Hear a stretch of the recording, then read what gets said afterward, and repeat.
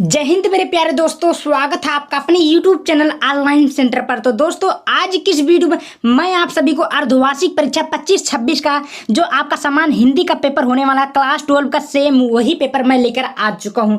Student ये paper तैयार करके जाएंगे तो आपका 100 नंबर बिल्कुल पक्का हो जाएगा, क्योंकि ये पेपर एक जिले में हो चुका है। अगर आप भी हाफ ईयरली एग्जाम 2025-26 का पेपर देने वाले हैं तो ये पेपर आपके लिए मोस्ट इंपॉर्टेंट, वेरी इंपॉर्टेंट होने वाला, ठीक ना। और दोस्तों, आपको फिजिक्स, केमिस्ट्री, बायोलॉजी, मैथ सभी पेपर चाहिए तो आप डिस्क्रिप्शन में चले जाइए और वहां पर प्लेलिस्ट आपका बना है, जाकर आराम से देखकर पूरा कर सकते हैं, ठीक ना। और अच्छा नंबर ला सकते हैं। पेपर का कोड 800 HB का पेपर का कोड है ये, ठीक है। ए वाला का जितने पेपर कोड रहेगा सब मोस्ट इंपॉर्टेंट है, ठीक है। यहाँ अनुक्रमांक बनना है, यहाँ कुछ नाम भरना है। जैसे मान लीजिए हिंदुस्तानी नॉलेज मेरा कुछ भी मान लीजिए, ठीक है, भर सकते हैं तो अपने हिसाब से अपना नाम भर सकते हैं। यहाँ समय 3 घंटा 15 पेपर को हल करने के लिए दिया जाएगा। सबसे पहले खंड का दिया गया, ठीक है, समान हिंदी का है, हाफ ईयरली एग्जाम का। चलिए दोस्तों, बिना देर करते हम लोग एक क्वेश्चन को बारीकी से हल करते हैं। तो प्यारे दोस्तों, यहाँ पर आपके सामने दिखा है स्टूडेंट, रानी केतकी की कहानी के लेखक कौन है। देखिए, पहला क्वेश्चन आपके सामने दिया है, रानी केतकी के लेखक कौन है। तो आपके सामने उत्तर है मुंशी इंसा अल्लाह खान। ये आपका राइट उत्तर होगा। खा क्वेश्चन बोल रहा है कि राहुल सांस्कृत्यायन का वास्तविक नाम क्या था। तो राहुल सांस्कृत्यायन का वास्तविक नाम आपके सामने प्रदर्शित है, क्या है, केदार पांडे। केदार पांडे आपका चौथा का राइट उत्तर होगा। समझ में आ रही है। चलिए, घा क्वेश्चन बोल रहा है निम्नलिखित में से कौन छायावाद युग के लेखक है। तो निम्न में से कौन छायावाद युग के लेखक कौन है। तो आप लोग पता है रामचंद्र शुक्ल, यानी कि आचार्य रामचंद्र शुक्ल। ये आपका राइट उत्तर दूसरा होगा, ठीक है। तीसरा क्वेश्चन बोल रहा है कि तार सप्ताह के संपादक कौन थे। तो तार सप्ताह के संपादक आपके कौन थे स्टूडेंट, ये थे अज्ञे आप, यानी कि दूसरा आपका राइट उत्तर होगा अज्ञे। समझ में आ चुका। चलिए, अगला क्वेश्चन अंगा वाला बोला हिंदी की प्रथम कहानी क्या थी। तो हिंदी की प्रथम कहानी आपका इंदुमती थी। इंदुमती आपका राइट उत्तर होगा।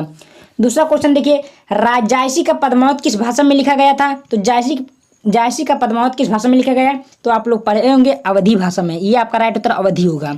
समझ में आ रही है। घा क्वेश्चन देखिए, शिवा बावनी के रचयिता कौन है। तो शिवा बावनी के रचयिता आपके कौन स्टूडेंट। तो ये आपका मैथिली शैलगुप्त होगा, आपका तीसरा राइट उत्तर होगा। घा देखिए क्या बोल रहा है, किस कवि को राष्ट्र कवि के नाम से सम्मान मिला। तो किस कवि को, तो आप लोग बता दीजिए। तो ये मैथिली शैलगुप्त है। ये मैथिली शैलगुप्त को राष्ट्र कवि के सम्मान मिला था। घा देखिए, रीत के अन्य नाम क्या है। तो रीत काल के अन्य नाम क्या था, श्रृंगार काल। आपका राइट उत्तर श्रृंगार काल, पता है। चलिए, अंगा वाला क्वेश्चन बोल रहा है कि हिंदी का प्रथम कवि कहा जाता है। हिंदी का प्रथम कवि किसे कहा जाता है। तो आप लोग पढ़े होंगे सरहप्पा को कहा जाता है। ये आपका राइट उत्तर होगा। तो यहाँ पर देखा जाए दोस्तों, आपका 5 गद्य का और 5 आपका पद्य का ऑब्जेक्टिव खत्म हुआ है, ठीक है, जिसमें से आपका 10 नंबर यहाँ से पक्का हो गया। अब मैं आपको अगला दिखाता हूँ, ठीक ना। यहाँ पर देख सकते हैं तीसरा क्वेश्चन बोल रहा है कि दिए गए गद्यांश पर आधारित निम्नलिखित प्रश्नों को उत्तर दीजिए। आपका 10 नंबर, भूमि का निर्माण देवों ने किया हुआ अनंत काल से है, उसके भौतिक स्वरूप और समृद्धि के प्रति सचेत रहना हमारा आवश्यक कर्तव्य है। तो इस प्रकार आपका कुछ गद्यांश दिया जाएगा। उसमें से पहले बोलेगा गद्यांश के पाठ और लेखक का नाम, जिसमें संदर्भ रहेगा, रेखांकित अंश की व्याख्या रहेगा, भूमि का निर्माण किसने किया था, पृथ्वी को सच्चे अर्थों में किसकी जननी है। तो आपको इस प्रकार क्वेश्चन बोलेगा तो आप लोग ये कर लीजिएगा। पहले नंबर मैं बता देता हूँ, पाठ का नाम है राष्ट्र का स्वरूप, लेखक का नाम है वासुदेव अग्रवाल।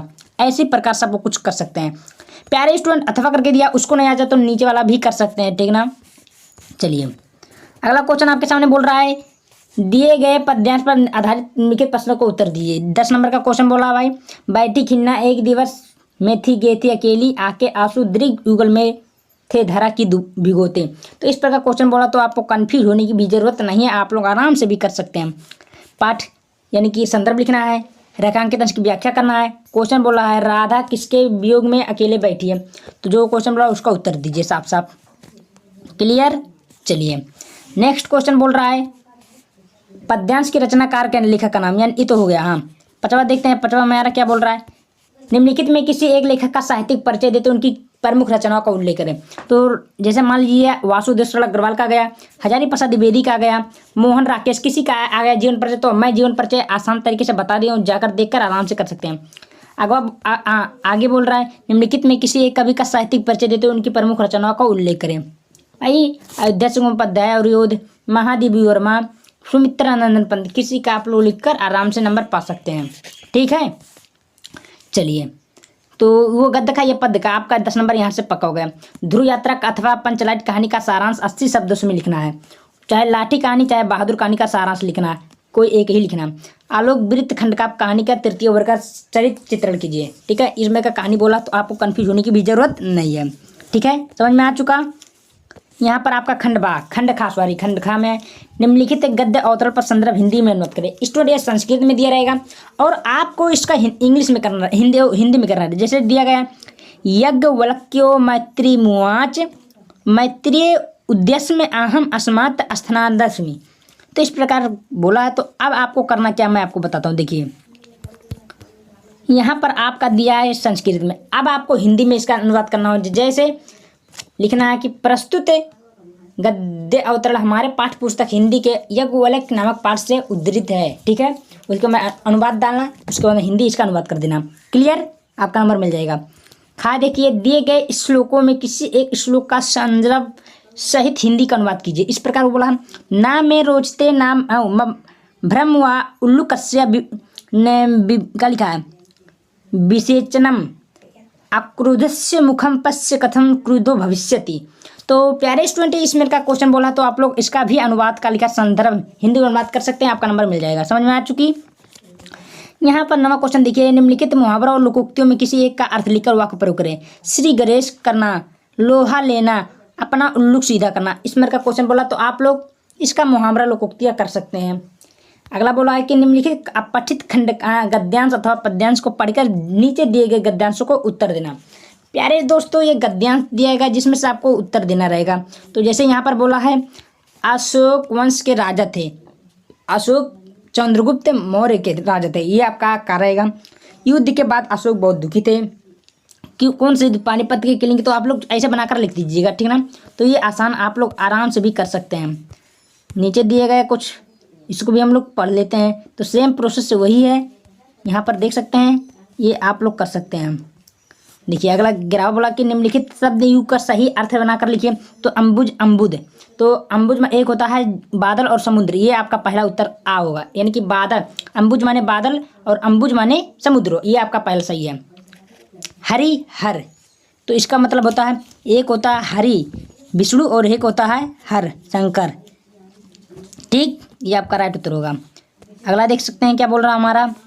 निम्नलिखित शब्दों किसी एक शब्द का दो अर्थ लिखिए। जैसे एक देख लीजिए, खग, खग माने एक पक्षी होता है और खग माने क्या होता है, गौरैया होता है। एक खग माने होता है क्या बोलते हैं, खरगोश। ठीक है, आप लोग लिख सकते हैं इसे, बिल्कुल आसान है। निम्नलिखित वाक्यांशों के लिए एक एक शब्द बनाइए। तो विष्णु के उपासक,